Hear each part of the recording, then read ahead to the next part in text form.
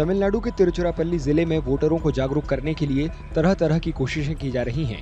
बागवानी विभाग ने फलों और सब्जियों पर संदेश लिखे और इन्हें डीएम कार्यालय में प्रदर्शन के लिए रखा।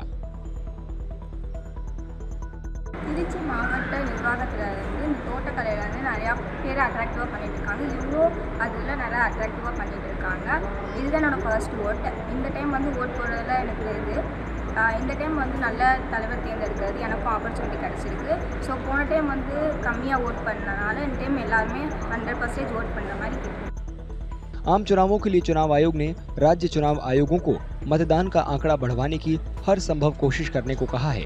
इस वजह से पूरे तमिलनाडु में कई जागरूकता कार्यक्रम किए जा रहे हैं। இந்த அருமையான காய்கறி கண்காட்சியை வந்து தோட்டக்கலை நிபுணர்கள் இதை செஞ்சு வச்சுருக்காங்க.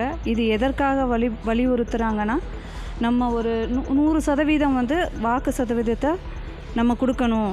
ஓட்டு உரிமை வந்து நமக்காக உரியது. அதை நல்ல முறையில் பயன்படுத்திக்கணுன்றதை உங்களை வலியுறுத்துறதுக்காகவே தோட்டக்கலையிலேருந்து இந்த அழகான ஒரு காய்கறிகளில் செய்யப்பட்ட ஒரு 100%ன்ற ஒரு காட்சியை வச்சுருக்காங்க. तमिलनाडु की सभी 39 सीटों पर 2024 आम चुनाव के पहले चरण में 19 अप्रैल को मतदान होगा।